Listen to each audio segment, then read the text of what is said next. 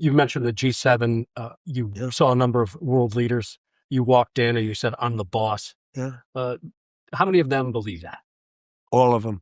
But I was just being funny. Uh-huh. What happened is they were all sitting, and then I walked into the room, and it was just sort of funny because it's a very long table, but there's only 7 of them. The table is meant for like 30 people, so the whole end of the table looked like almost a perfect podium type setup, right? And I saw them all sitting. They're all well-known figures, right? The heads of countries. We had a couple of others in there too, as you know. Some, like as an example, Modi of India, great guy. A lot of people came. They're allowed to come if they want and sit.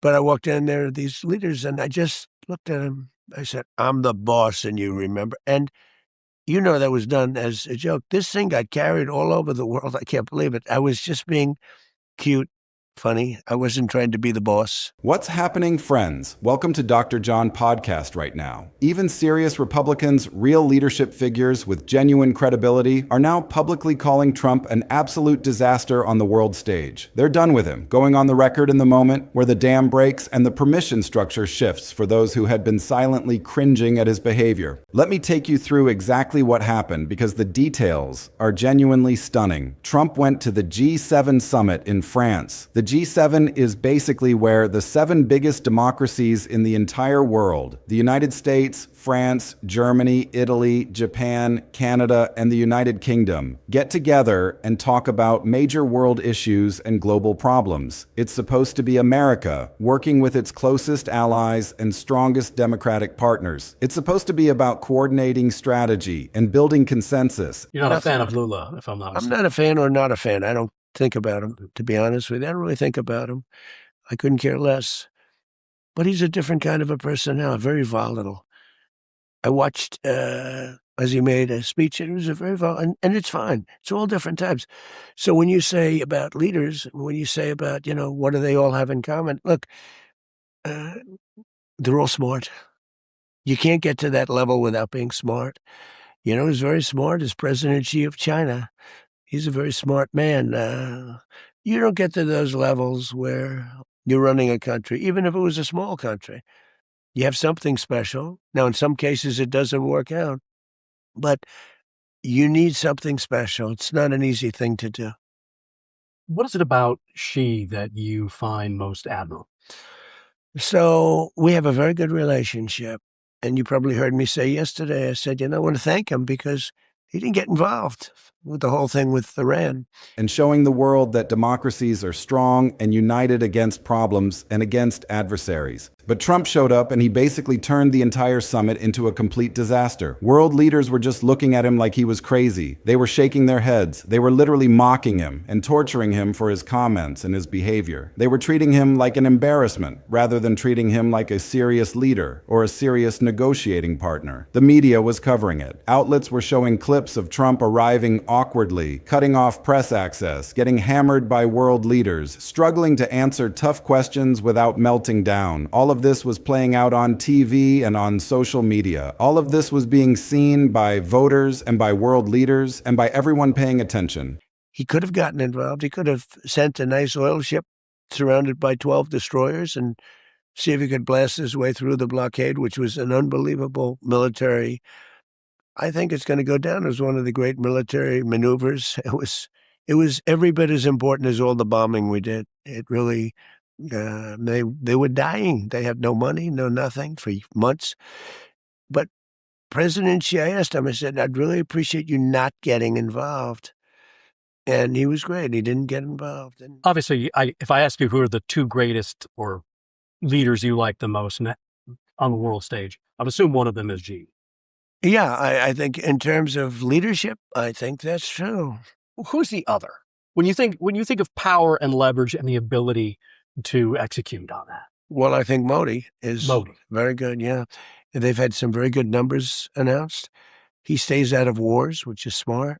He's 1.5 billion people. He's actually the biggest. India's actually the biggest. Modi's a great leader, and we do a lot of business with them, but now we do fair business. They used to really rip us off. I don't blame them for that. We had stupid politicians, but that allowed that to happen. But now we do a lot of business. They're not that happy about it because The specifics of what Trump actually said about Russia are particularly damaging and concerning. According to reporting from Fox News and other outlets covering Trump's statements, Trump aggressively attacked the decision by Obama and Trudeau to kick Russia out of the old G8 after Russia annexed Crimea and violated international law. Trump said they made a very big mistake in removing Russia. Trump said removing Russia from the G8 was wrong and should never have happened. Trump said that if Russia had stayed in the group all these years, you wouldn't have a war right now in Ukraine. Then Trump went further. Trump said that if he had been president 4 years earlier, the war also would have never happened at all. That's Trump literally claiming he could have prevented an entire war. They used to do a lot better. So, but Modi's great. President Xi is great. Classics, you know. I mean, if you were going to make a movie about either one of them, you wouldn't be able to find the man in Hollywood. I'm telling you. Do you view Anthropic and, to a degree, its CEO, Dario Amodei, as a threat to national security? Well, not now, but a week ago, maybe. I was with him yesterday. He made a speech. I made a little speech. We were in the room on the G7. And seems like a nice guy, smart guy. But he responded to us very quickly. Because, you know, it's tremendous liability. People get put in prison immediately for that. You know, you can't play games with that. And he responded very responsibly, I thought. So far, I think he will.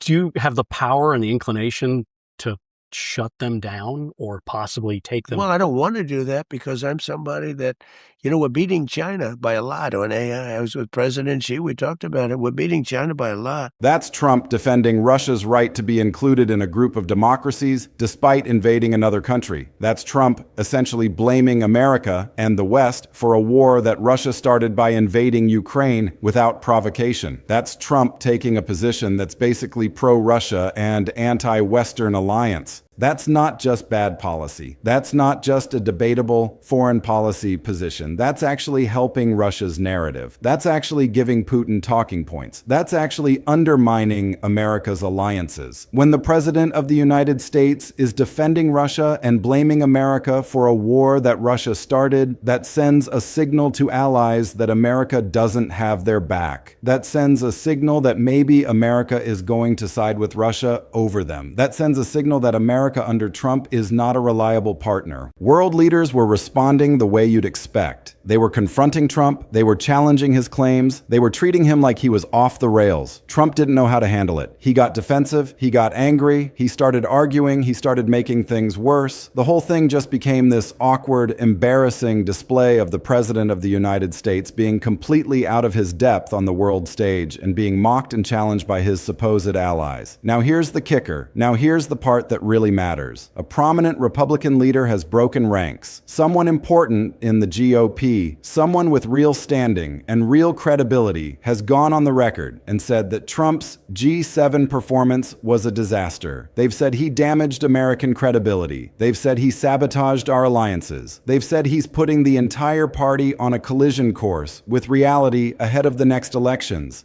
This matters because it's not just Democrats criticizing Trump anymore. It's not just the media. It's his own party, his own Republicans, his own people saying he's a liability. That's the breaking point. That's when things start to shift. When a prominent Republican says out loud that Trump embarrassed America on the world stage, that's when other Republicans start feeling like they have permission to say the same thing. That's when the floodgates open. That's when you see more and more Republicans willing to distance themselves from Trump and his foreign policy and his chaotic approach to alliances and war. That's when the party starts to fracture on this issue. That's when Trump's grip on foreign policy within the GOP gets weaker. According to the Globe and Mail and other major international outlets, this latest G7 disaster isn't new at all. This isn't an anomaly or a one-time embarrassment. This is a consistent and documented pattern of behavior from Trump that goes back years. The Globe and Mail has extensively documented Trump's history at G7 summits dating back to his first term. There's a clear and consistent pattern of confrontation, of insults directed at other leaders, of abrupt departures and walkouts, of public fights with other leaders over NATO funding, over trade, over Russia and alliances. Trump has developed a habit at these international summits of complaining that he's being treated unfairly. He's complained about being ganged up on by the other leaders. He's walked out of meetings when he didn't like what was happening. He's left summits early amid what was described by reporters and observers as intense tension and pressure from other heads of state. So this G7 in France isn't some isolated incident. It's part of a clear pattern of Trump showing up to these international meetings and embarrassing himself and embarrassing America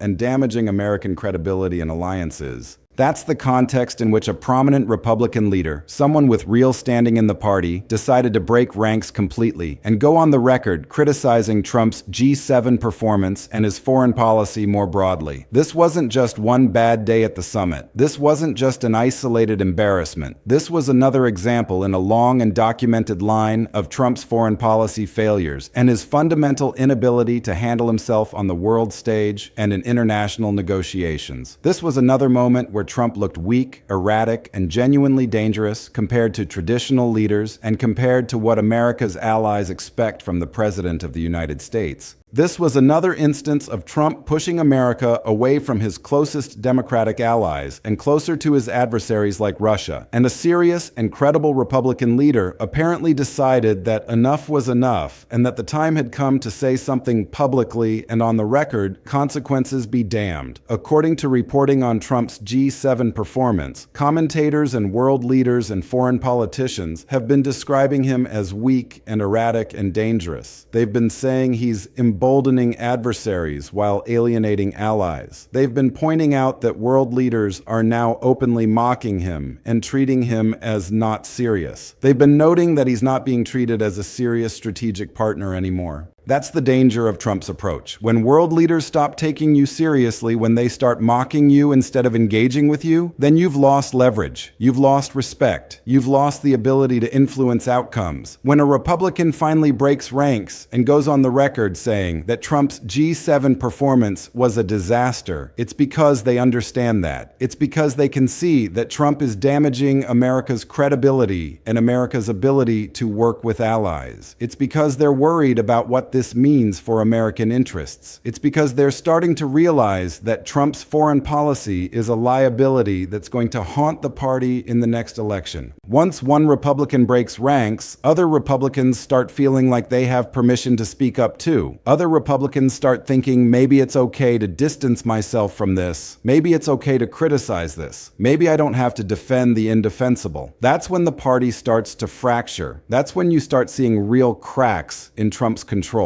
That's when you realize that even his own party is starting to question whether he's actually fit to handle international relations and world leadership. That's when the narrative shifts from Trump being a strong leader to Trump being a weak and erratic and dangerous president who's damaging America's interests abroad. The G7 matters beyond just the news cycle. The G7 affects real stuff. It affects markets. It affects war decisions. It affects how America can leverage its power with allies and enemies. When Trump stumbles at the G7, when he insults allies and defends Russia, when he makes absurd claims about preventing wars that he had nothing to do with, it damages American credibility. It makes allies wonder whether they can trust America. It makes adversaries see weakness. It makes investors nervous. It makes everyone question whether Trump is fit to be dealing with these kinds of international issues and these kinds of serious global decisions. A GOP leader breaking ranks and saying this out loud is significant. It's a turning point. It suggests that Republicans are starting to realize that Trump's foreign policy is a liability, not an asset. It suggests that even his own party is starting to see that his behavior on the world stage is embarrassing and damaging. That can snowball. That can create permission for other Republicans to speak up. That can lead to a bigger conversation about whether Trump's approach to allies and Russia and war is actually good for the country or whether it's actually dangerous. This is where the broader historical pattern becomes important. We've seen this before with other leaders. When they start losing the respect of their own party, when their own party starts breaking ranks and criticizing them publicly, that's a sign of declining power and declining control. It's a sign that the wheels are starting to come off. That's exactly what we're seeing with Trump and this G7 disaster and this prominent Republican breaking ranks. The worst part for Trump is that this is on foreign policy, which is supposed to be one of his strengths. Trump campaigned on being tough and strong on the world stage. Trump campaigned on putting America first and being a deal maker. Trump campaigned on projecting American strength, but what we've actually seen is the opposite. We've seen him embarrass America repeatedly at international summits. We've seen him defend Russia. We've seen him alienate allies. We've seen him weaken American credibility and American leverage. When a Republican says out loud that Trump is a disaster on foreign policy, that's hitting at something core to Trump's political brand. That's hitting at his central claim to being a strong leader. That's undermining the foundation of his appeal to voters. If Trump can't claim to be strong on foreign policy, what is he? What's left of his brand if people don't think he's a strong leader anymore? That's why this moment is so significant. That's why the GOP breaking ranks on this issue is so damaging to Trump politically heading into the next election. The G7 summit in France was supposed to be a showcase of American leadership. It was supposed to be Trump demonstrating to the world that America is back and that he's the strong leader who can work with allies and confront adversaries. Instead, it became a showcase of everything that's wrong with Trump's approach to foreign policy. Instead of building consensus and strengthening alliances, Trump alienated allies and defended Russia. Instead of showing strength and leadership, Trump showed weakness and erratic behavior. Instead of projecting American power, Trump made America look divided and uncertain. The consequences of this approach are already being felt. America's allies are questioning whether they can count on American support. Adversaries are seeing opportunities to exploit American divisions. Global markets are reacting to the uncertainty created by Trump's foreign policy approach, and the Republican Party is starting to fracture over whether this approach is sustainable or even desirable. The prominent Republican who broke ranks and criticized Trump's G7 performance is not some fringe figure. This is someone with genuine credibility in the party and among voters. This is someone who represents a significant constituency within the GOP. And when someone like that speaks out against Trump, it signals that the party is starting to shift. It signals that the old consensus around Trump's foreign policy is crumbling. It signals that there's a growing willingness within the party to push back against Trump's approach to international relations. For other Republicans who have been quietly concerned about Trump's foreign policy, this breaking ranks moment is crucial. It gives them cover. It gives them permission. It shows them that they can speak up and survive. That's how movements within a party grow. That's how factions form. That's how a leader's control starts to slip. Once one person breaks ranks and faces no serious consequences, others start to wonder whether they can do the same. Once the fear of retaliation is broken, the floodgates open. And this is happening at a time when Trump's foreign policy is already under intense scrutiny. The war is not going well. The Iran deal was a disaster. America's alliances are frayed. Russia is emboldened. China is watching. The world is becoming more dangerous and more unstable. In that context, a prominent Republican saying Trump is a disaster on the world stage is particularly damaging. It's not just an abstract criticism of his style or his behavior. It's a substantive critique of his actual foreign policy outcomes. It's saying that Trump's approach isn't just embarrassing, it's actually harmful to American interests. The media coverage of this breaking ranks moment has been extensive. Major outlets are reporting on the Republican criticism. Analysts are saying this could be a turning point. Commentators are noting that Trump's grip on the party is weakening, and the Trump team is trying to spin it as just another example of establishment Republicans not understanding Trump's genius. But that spin is not going to work, because when a respected Republican says something like this, voters pay attention. Swing voters pay attention. Party insiders pay attention. This is not just another news cycle. This is a significant political development with real consequences for Trump's political future.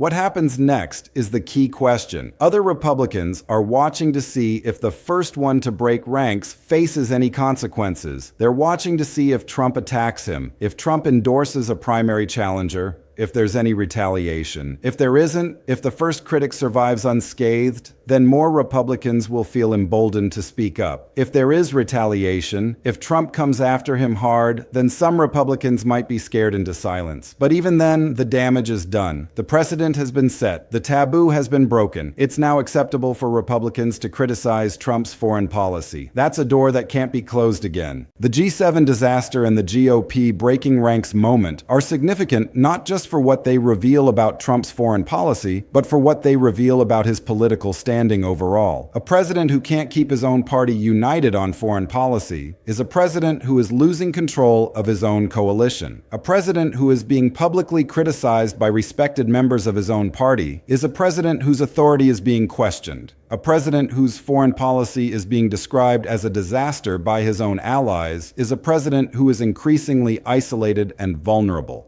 The timing of this is important. With elections approaching, Republicans are thinking about how to position themselves. They're thinking about what arguments will work with voters. They're thinking about whether being tied to Trump's foreign policy is an asset or a liability. And when a respected Republican says out loud that Trump is a disaster on the world stage, that sends a signal to other Republicans that maybe they should start distancing themselves from Trump on foreign policy. Maybe they should start developing their own positions. Maybe they should start preparing for a post-Trump Republican Party. For Trump, this is an existential threat. His brand is built on strength, leadership, and deal-making. If Republicans start saying he's weak, erratic, and dangerous on the world stage, that brand starts to crumble. If voters start to think he's not actually a strong leader, his appeal starts to fade. If his own party starts to question his competence, his authority starts to erode. That's the danger of this moment. It's not just about one bad summit or one Republican critic. It's about the cumulative effect of all of this on Trump's political standing and his viability as a candidate. The world leaders who mock Trump at the G7 are not just being mean. They're signaling something important. They're signaling that America's allies no longer take Trump seriously. They're signaling that they're not confident in American leadership. They're signaling that they're preparing for a world where America is not a reliable partner. That's a dangerous signal to send at a time when the world is increasingly unstable and dangerous. The Republican critic who broke ranks is not just being disloyal. They're signaling something important to their own party. They're signaling that there's an alternative to Trump's foreign policy. They're signaling that the party doesn't have to accept Trump's approach. They're signaling that there's a constituency for a different kind of Republican foreign policy. That's a powerful signal that could reshape the party's direction on foreign policy going forward. For the 2026 elections, this issue is going to matter. Democrats are going to use Trump's foreign policy failures against him and against Republicans who support him. They're going to point to the G7 disaster, to the Republican criticism, to the weakness and erratic behavior on the world stage. They're going to ask voters whether they want more of the same, and Republican candidates are going to have to figure out how to respond. They're going to have to decide whether to defend Trump's foreign policy or to distance themselves from it. The battle over foreign policy within the Republican Party is just beginning. The Trump wing wants to continue with the current approach. The traditional wing wants to return to a more conventional foreign policy. And the G7 disaster and the breaking ranks moment are opening salvos in that battle. The outcome of that battle is going to determine the future direction of the Republican Party on foreign policy and the future of America's role in the world. For Trump, this is a moment of maximum danger. His foreign policy is being criticized by allies and by his own party. The world is becoming more unstable. America's credibility is eroding, and his political opponents are sensing weakness. How Trump responds to this moment will determine whether he can recover or whether this is the beginning of the end of his political dominance. The G7 disaster and the breaking ranks moment will be studied by political analysts for years to come. They represent a turning point in Trump's presidency and in the Republican Party's relationship with Trump. They represent the moment when even his own party started to question whether he was fit to lead on the world stage. They represent the moment when the myth of Trump, the strong leader, started to crumble in the face of evidence to the contrary. As we move toward the next elections, this moment will be remembered. It will be cited in campaign ads. It will be discussed in debates. It will be used by Trump's opponents to argue that he's not fit to be president. It will be used by Republicans who want to distance themselves from Trump to justify their position. It will be a defining moment in Trump's political legacy, and not in a good way. The most important thing to understand about this moment is that it's part of a larger pattern. Trump's foreign policy has been a disaster from the beginning. He has alienated allies, emboldened adversaries, and weakened American influence around the world. The G7 disaster and the Republican criticism are just the latest evidence of that pattern. And the pattern is not going to change. Trump is not going to suddenly become a competent foreign policy leader. He is not going to suddenly start building consensus and strengthening alliances. He is who he is, and his foreign policy is what it is. So this moment matters. The G7 disaster matters. The GOP leader breaking ranks matters. They are signals of something larger happening in American politics. They are signals that Trump's dominance is ending, that his party is fracturing, and that his foreign policy is increasingly seen as a liability rather than an asset. That's the story. That's what's happening. And that's why everyone needs to be paying attention. The future of American foreign policy, the future of the Republican Party, and the future of Trump's political career are all at stake. And the G7 disaster and the breaking ranks moment are the latest chapters in that unfolding story. The battle over foreign policy is just beginning, and the outcome is going to shape American politics for years to come.